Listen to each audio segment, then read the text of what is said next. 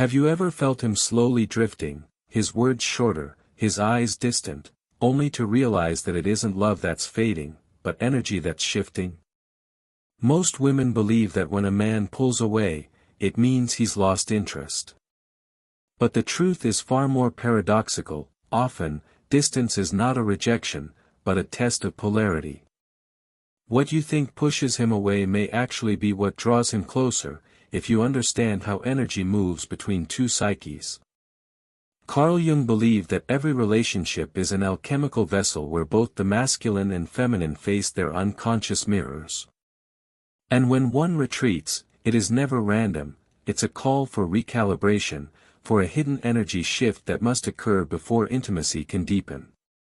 He begins to withdraw, and you feel it first in your body before your mind names it, a tightening in the chest, a subtle ache, the primal fear of loss waking like an ancient creature beneath the ribs. You start scanning for signs, fewer messages, cooler tone, the absence of warmth in his gaze. The ego translates this as danger.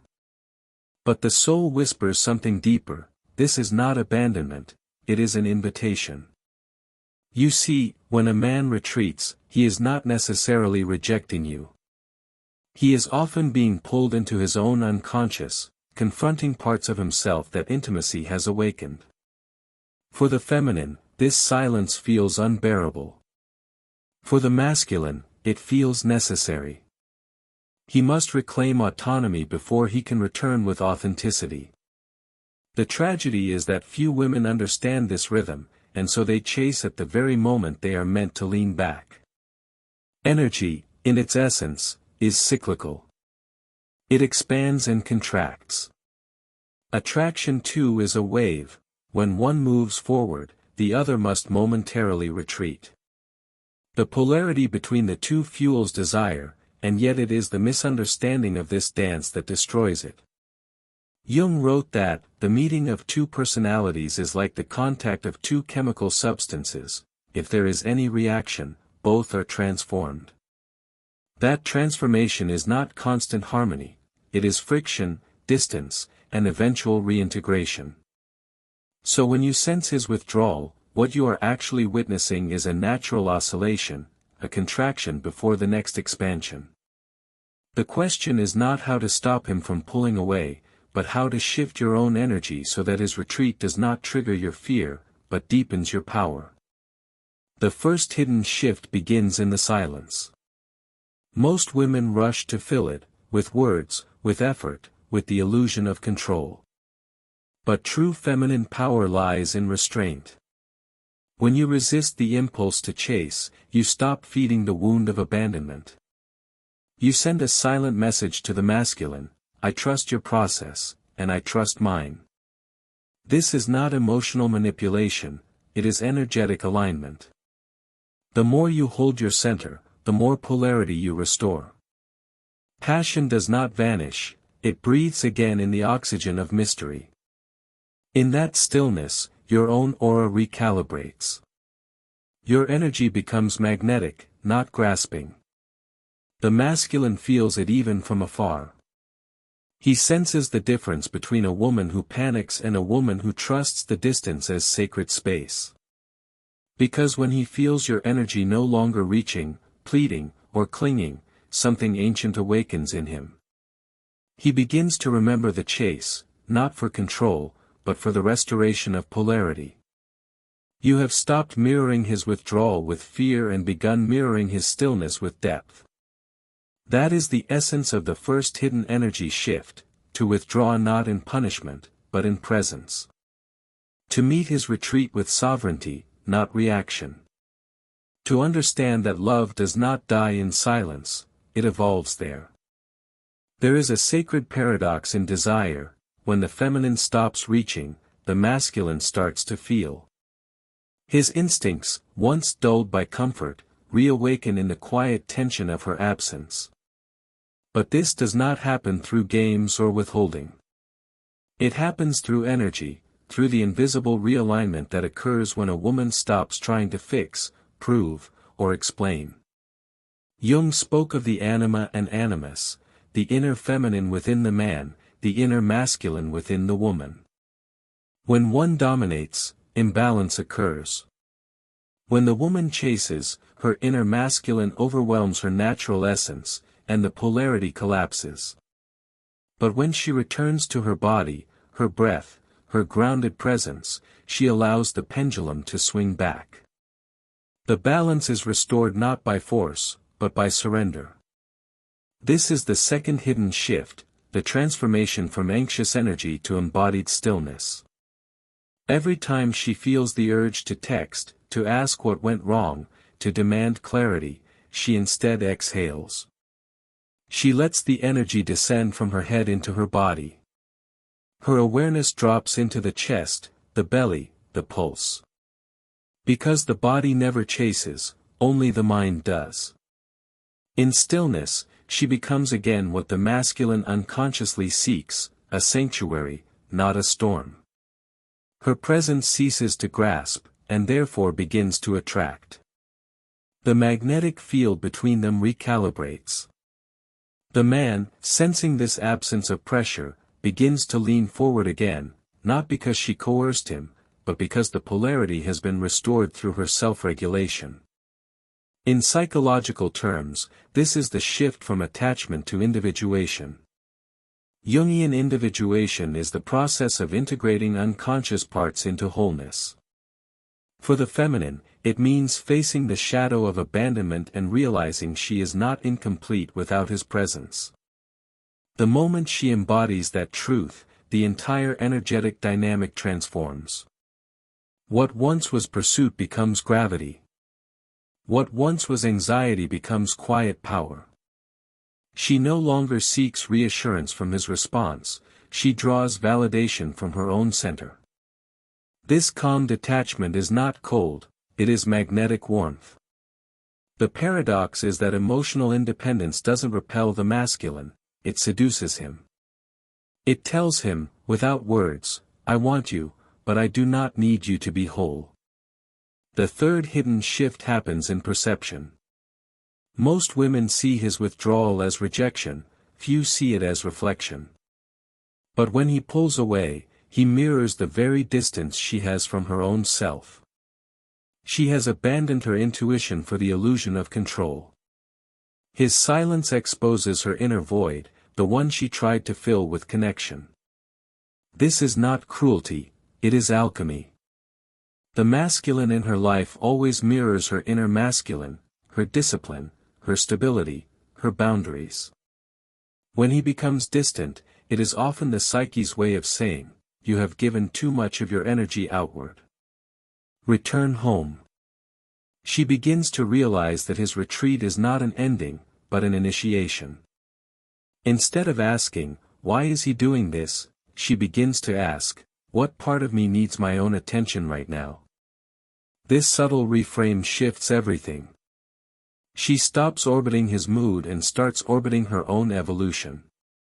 The tension that once felt unbearable now becomes sacred data, a signal from the soul that the feminine energy has become unanchored and must reroute itself. And as she does, her energy field shifts again. The desperation softens into radiance, the fear into fascination. This is not denial, it is awareness. The woman who sees through illusion cannot be emotionally manipulated by absence. She has turned distance into devotion, not toward him, but toward her own becoming. In this awareness, she discovers something extraordinary. When she no longer fights the withdrawal, she begins to feel the subtle pulse of connection returning on its own. The masculine feels it too, in the invisible realm of energy, her quiet strength calls to him like gravity, pulling him back not through demand, but through resonance. It is here that passion reignites, not as chaos, but as polarity reborn. The third shift deepens into the fourth, and it is here that her power becomes unmistakable, not through words, not through action, but through vibration. This is the shift from emotional dependency to energetic sovereignty. She no longer seeks to be chosen, she begins to choose. Most people confuse control with connection. They believe that if they can manage how another feels, they can guarantee love's survival. But control is born of fear, and fear suffocates attraction. True connection requires risk, and that risk can only be embraced by the woman who knows how to hold herself when uncertainty arrives. The feminine who learns to master her inner frequency becomes the calm in the storm of his confusion. Jung wrote that, "The privilege of a lifetime is to become who you truly are." In love, this means no longer performing for approval or shrinking to maintain peace. It means standing fully in essence, soft but unwavering, receptive but discerning. She becomes like water, she can flow, but never lose form. When he senses this energy, the masculine instinctively feels safe again to approach. Because beneath every retreat lies fear, the fear of losing autonomy, the fear of being engulfed. The moment she shows through her energy that she will not consume him, but complement him, his heart begins to move forward once more. This fourth shift is about boundaries that breathe. They are not walls to keep him out, nor open gates that let chaos in. They are invisible structures built from self-respect. The woman in her power understands that passion cannot exist without space, and space cannot exist without trust. When she stops measuring love by proximity and begins to honor distance as part of desire's rhythm, she dissolves the anxious tension that once pushed him away. Her energy tells him, "You are free, and so am I." It is this freedom that awakens pursuit again, not because he must, but because he wants to. Passion born of choice burns brighter than passion born of need. Psychologically, this is the archetype of the queen emerging. She governs not through control but through presence. She listens to the silence between words, reads energy rather than explanations. Her emotions no longer govern her, they inform her. She feels everything, his distance, his doubt, his conflict, but she does not crumble beneath it. She has learned the language of energy, and energy does not lie. If he has withdrawn, she does not panic, she trusts the ebb and flow of polarity. For the queen, every challenge becomes an initiation, every retreat a revelation. She no longer reacts to his behavior, she reflects it back with grace. The mirror of her stillness forces the masculine to confront his own truth. And that confrontation is often the spark that reignites desire. Because when he finally looks back at her, he no longer sees the woman who begged to be understood. He sees a mystery again. Mystery is not distance, it is depth. It is the quiet certainty that she knows who she is with or without him. The mind of the masculine cannot resist what it cannot fully grasp.